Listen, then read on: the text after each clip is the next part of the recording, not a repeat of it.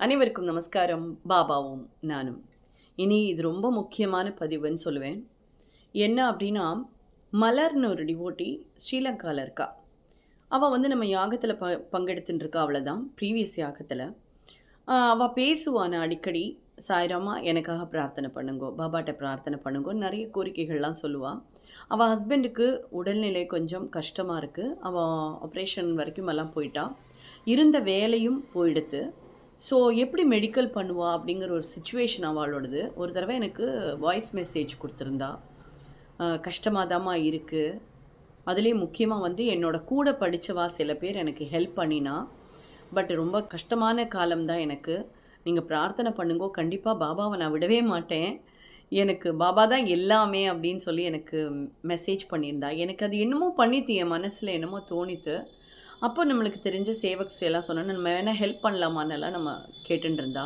நான் சொன்னேன், "கொஞ்சம் வெயிட் பண்ணுங்கோ. ஹெல்த் இஷ்யூஸ் இருக்கிற மாதிரியான யாராவது குடுத்தா, அது இன்னும் கொஞ்சம் பெட்டரா இருக்கும். அவாளுக்கு அந்த டிவோட்டீஸ்க்கு நன்னா இருக்கும். ஆக்சுவலா முடியாதவாளுக்கு முடியாதவா செய்யும்போது, இவாளுடைய உடல்நிலையும் குணமாகும். அவளுக்கு பண்ண அந்த நல்ல காரியத்துக்கான நற்பலன்களும் நமக்கு கிடைக்கும். டபுள் போனான்ஸான்னு சொல்லுவா.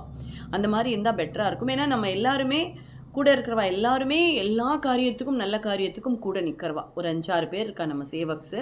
எந்த பிரச்சனை வந்தாலும், யாருக்கு எதுவா இருந்தாலும், நம்ம சேர்ந்து பேசினோமானா எல்லாரும் நாங்க எங்களால முடிஞ்ச கான்ட்ரிபியூஷன் சொல்லிக் குடுப்பா. யாரையும் எதிர்பார்த்தோ, இல்லைன்னா அவாள்ட்டயும் கேட்டு வாங்கி குடுக்கணும்னோ நோக்கமெல்லாம் நமக்கு கிடையாது. நம்மளால ரூ. 500 ரூ. 1000 குடுக்க முடியுமா? அத குடுத்துட்டு நாங்க பேசாம இருந்துருவோம். அவ்வளோதான். எவ்வளோ முடியுமோ அவ்வளோ குடுப்போம். அவ்வளோதான் அந்த கணக்கு. ஸோ அந்த மாதிரியெல்லாம் நம்ம ஹெல்ப் பண்ணுவோம். நம்மன்னா, நம்ம டிவோட்டீஸ் எல்லாருமே சேர்ந்து தான். ஆனா, இந்த விஷயத்துல அவளுக்கு ரொம்ப கஷ்டமான காரியம். நான் சொன்னேன், "நம்ம இப்ப தான் ஹெல்ப் பண்ணியிருக்கோம். அதுக்கு முன்னாடி ஒரு ஹெல்ப் பண்ணோம். நீங்க வெயிட் பண்ணுங்கோ. மேபி வேற யாருனாவது குடுக்க முன் வந்தானா, it would be better. Maybe அவளுக்கு ஹெல்த் இஷ்யூஸ் இருக்குன்னா, அவளுக்கும் அது சீக்கிரமா சரியாகும்." அப்படின்னு நாங்க பேசின்ட்டு இருந்தோம். பேசின்னு இருக்கும்போது, நம்ம ஆத்துல இருக்கிற சாய்ராம் சொன்னாரு எங்கிட்டக்க, "இந்த மாரி ஆஸ்திரேலியால ஒரு சாய்ராம் இருக்கா. She so good. என்கிட்ட இந்த மாரி நல்ல காரியங்கள் பண்ணணும்னா சொல்லுங்கோன்னு சொல்லியிருந்தா. நான் வேணா அவள கான்டாக்ட் பண்ணட்டுமா?"